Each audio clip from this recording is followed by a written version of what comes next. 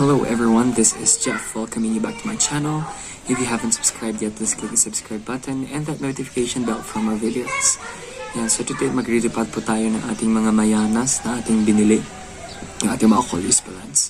And so pagpasensyahan nyo po yung mga batang naglalaro dyan sa gilid dahil hindi naman natin sila pwedeng pilan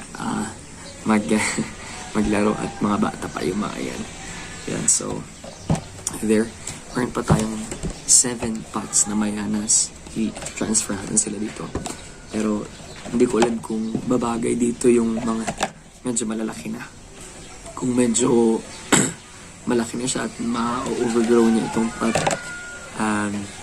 hahanap na lang tayo ng ibang paglalagyan natin.